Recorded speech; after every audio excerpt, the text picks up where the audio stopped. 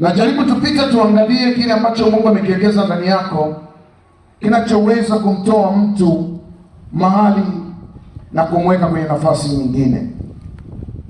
Na moja kati ya vitu ambavyo Mungu ametupa, mtu anapozaliwa kupewa kipawa fulani ama karama ambayo inaweza kaingia ndani yake kwa ajili tu, si kwa ajili yake, lakini kwa ajili ya kumsaidia mtu mwingine.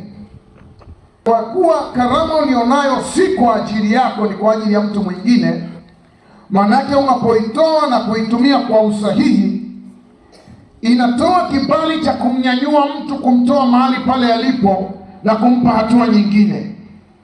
Katika kitabu cha Warumi sura yake ya 12 na mstari wa 6 na wa 8 linatupa katika kuyaangalia maisha mapya ambayo tukishaingia katika Kristo Yesu, yale maisha mapya yanatupa kila mmoja sasa kuanza kufanya kazi kwa kumsaidia mwenzake. Na kwa kuwa karama tunazopewa ama vipawa tunavyopewa, wakati mwingine kwa mwingine hakiwezi kile kipawa, bila kukipata kipawa chako hakiwezi kumfaidi. Mfano mzuri ni katika viungo tulivyo navyo. Jicho linaweza likaona nyoka yule pale, lakini jicho haliwezi kuwa nyoka. Bwana Yesu atukuzwe. Jicho litaona nini? Nyoka, lakini haliwezi kuwa nini?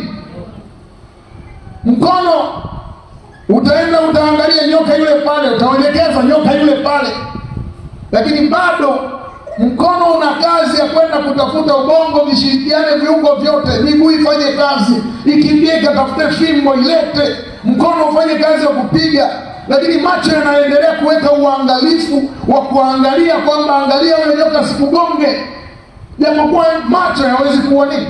Nyoka. Kwa hiyo katikati ya hivi viungo vyote ambavyo Mungu ametupa, katikati ya kila kiungo kilicho kwenye mwili, vinafanya kazi kwa ushirikiano ili kuhakikisha kwamba pasiumie kiungo chochote. Ukijikwaa, jicho linaangalia aliyesababisha kwazo ni nani. Nitamwambia mguu, toa hapo mguu. Nikimaliza mkono utakwenda utagusa, utamwambia pole kidole kwa kuumia. Wakati kidole kinalalamika kinatoa damu, mguu anasema chechemea hivyo hivyo, hebu tutembee mpaka pale tutafute kidogo hata kitambaa kufunga. Utatembea taratibu, utachukua kitambaa, mkono utafunga kile kidonda, na baadaye mwili wote utasikia maumivu kwa tendo la kidole tu kidogo cha mguu kilichoumia. Kumbe karama na vipawa tulivyopewa na Mungu, kila mtu hakupewa kwa ajili yake mwenyewe, lakini amepewa kwa ajili ya watu wengine. Na ukikitumia kwa usahihi kipawa hicho na karama hiyo, inaweza kukusaidia ama kumsaidia mtu mwingine, kumtoa mahali pale alipo na akatembea na kutoka katika maumivu yake. Sasa kile ulichopewa na Mungu, karama uliopewa na Mungu, je, unaitumia kwa usahihi kuhakikisha kwamba aliyoko pembeni yako au aliyoko karibu yako anaweza kusimama na kuendelea na maisha yake, au unamwacha hapo hapo? Warumi hiki kimetuelekeza kwamba mwenye kutoa unabii atoa unabii kwa kadri ya imani yake, mwenye kuhubiri ahubiri kwa kadri ya imani aliyonayo, lakini mwenye kufundisha pia afundishe kwa kadri ya nini? Ya imani aliyonayo. Tumeimba. Amen. Nani ambaye hakufurahi walipokuwa wanafanya mazoezi? Maumivu. Kuna mwingine alikuwa anaona anakimbia, sasa nani nisikute katika mazoezi ya nani? Kwani sisi tulikuwa tunachapa zetu gani? Lakini wewe Jumamosi kuandaa nini? Wimbo watakaoimba dakika ngapi? 5 ama ngapi? 6. Wamechukua karibu siku ngapi? 2 kutuandalia sisi. Na walipomaliza, kuna mtu mwingine alikimbia studio, tutengeneze muziki. Usifanye hivyo, tengeneza hivi. Akafikiria, akaweka mawazo yake pamoja, na baadaye ndani ya dakika 6 tukiwa hapa, kuna wengine tumecheza, kuna wengine tumeinua mikono, tumeshangilia. Ule wimbo ni wa kwao, lakini umetuburudisha sisi. Kwa kumbe karama na vipawa ulichopewa kifanyike burudani kwa jirani yako, kifanyike msaada kwa jirani yako, na wala kisifanyike kuwa hukumu na nyundo ya kuwamaliza wenzako. Haleluya, haleluya. Ni nini ambacho tumepewa? Ni nini ambacho tumepewa? Ni kweli katika maisha ya mwili kila mtu amepewa. Ikifika tu mimi fundi, automatic mimi kwa utaalamu ni fundi. Sawa? Nikiacha Biblia tu hapo, ukinikuta nimepiga jinsi yangu, nimepiga katisheti yangu fulani hivi kalanika kumechanika, usinishangae niko unatafuta nini? Haleluya. Haleluya. Nikipanda napanda mpaka huko juu, mnaweza kashangaa huko juu, naweza katembea tu, nikapanda tu, nikafunga waya zangu na nini, umeme nikamaliza. Iko hivi. Mama huyo hapo kimwambia ategue shoti ya nyumba, ni mtihani kwake. Lakini kimwambia leta hicho kidonda nikitindue, nikifinye, alafu nikipige plasta, kwake ni sawa, si sawa? Sasa Mungu alichokifanya, alimnyima ufundi umeme, akampa kutengeneza miili yetu. Haleluya. Mwingine Mungu kakunyima kupandisha hizo tofali kuzijenga. Sio hapa tumekaa tumestarehe. Lakini nikimuuliza hivi, unataka ule udongo sana uvutaje hivi ule udongo. Sasa kimeweza kuvuta udongo na kajasho anafanya nini? Anamalizia. Sasa anasahau kama alikuwa amegusa udongo. Hiyo ni karama yake. Naona hakuaziki udongo kumgusa wala kuchafuka. Hutamsikia hata siku moja. Ukimwambia nyumba yangu najenga kwa tofali za choma na natumia tope, wala habishi. Kwa sababu ni nini? Ni karama yake. Lakini mtu mwingine udongo atanichafua. Kwa tunapozungumza kwa habari ya vipawa hivi vya mwilini, tumepewa na Mungu amekuficha. Kile alichokuficha wewe kanipa mimi ili kinisaidie kunipa ugali wa kila siku. Haleluya.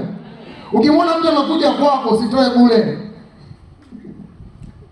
Siku ya kwanza muonjeshe, mwambie huwa nasukaga hivi, zinakaga hivi. Siku ya pili mwambie leta hela. Hicho ndicho ambacho Mungu alikupa kiendeshe maisha yako. Haleluya. Akija kuchuma kisambu, kama hataki kupata kisambu kwanza na nyingi kuongeza twili, siku ya kwanza mpe, siku ya pili mwambie toa hela.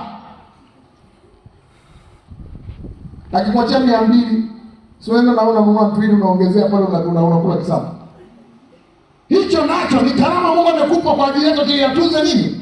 Maisha, utaalamu uliowekezwa ndani yako. Upo kwa ajili ya kusaidia maisha yako ya kila siku. Ukivitumia kwa usahihi, vitakunyanyua utoke hapo ulipo. Haleluya. Tazama, kuna ndugu zetu wawili watumishi wa Mungu, Petro na Yohana, katika kitabu cha Matendo ya Mitume sura ile ya 3 na mstari wake wa 1 mpaka wa 10. Bwana Yesu asifiwe. Yesu wetu apewe sifa. Hawa watumishi wa Mungu wawili, Petro na Yohana, imefika muda wa kusali saa 9, wanapanda kwenda hekaluni.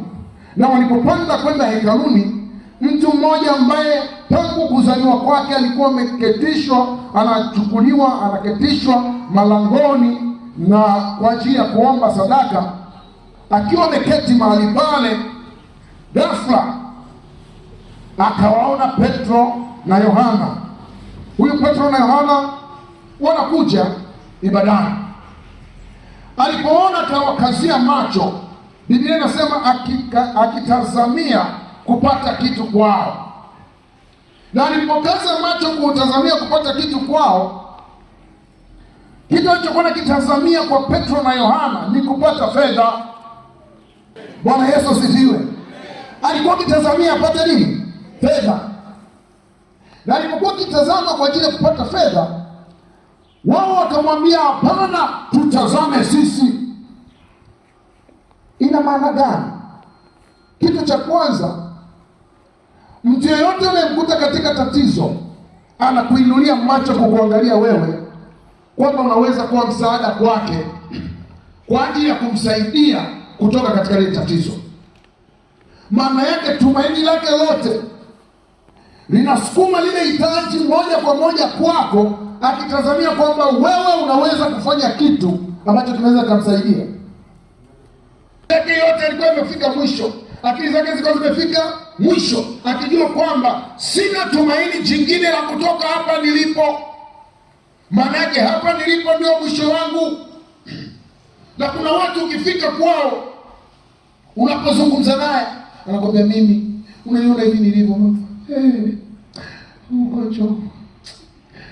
Ugonjwa wangu unanitesa jamani, ugonjwa wangu. Dawa nimekwenda kwa madaktari, nimefanya hivi na hivi na hivi na hivi, imeshindikana kabisa. Unapozungumza kwa habari ya kumpa neno linaloweza kumpa imani ya kunyanyuka pale alipo ili arejee tena katika uzima wake, yeye bado anatazamia kupata dawa. Kutana na jibu jingine, akamwambia hapana, lipo jina moja la Yesu Kristo. Hili jina ukilitumainia linaweza kukuponya. Na alipolisikia lile neno, akaliamini lile neno lililotoka ndani ya mtumishi wa Mungu, akalichukua lile neno, yule mama ni mzima. Usituchoshe kutuomba sadaka kila siku, twende tukakuonyeshe zinakotokaga. Simama, acha kusubiria sadaka zetu. Simama twende.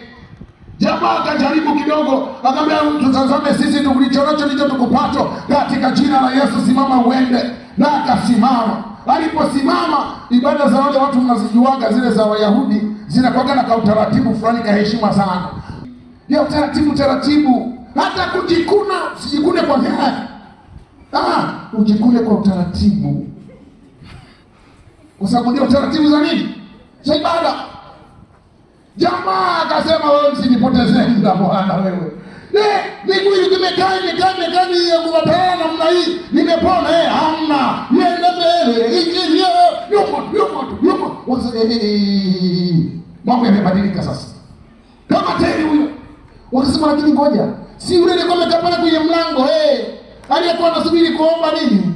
Sadaka. Sikiliza, ni yule alikuwa mfahamu, alikuwa anakaa pale kuomba sadaka. Leo amekutana na jina la mwanaume Yesu Kristo. Limeyatengeneza maisha yake. Limeinua tena miguu yake. Amevikwa nguvu nyingine tena. Amesimama tena, anatembea katika jina la Yesu. Sikiliza, kuna watu katika miaka wamekutazama kama kiwete asiyetoka mahali alipo. Kuna watu wamekubadilishia majina. Kuna watu wamekufikisha katika viwango vya kukuona wewe ni ombaomba. Kila siku shida zako wewe wao wanasubiria tu, ukikuona nakuja tu. Sasa kamekuja sasa leo, sijui kanakuja na anahitaji gani leo. Mama Chamkopo kaja. Nani mama Chamkopo kaja? Wanaitaka kumzea mizinga, huyo amekuja. Umepewa majina ya kutosha.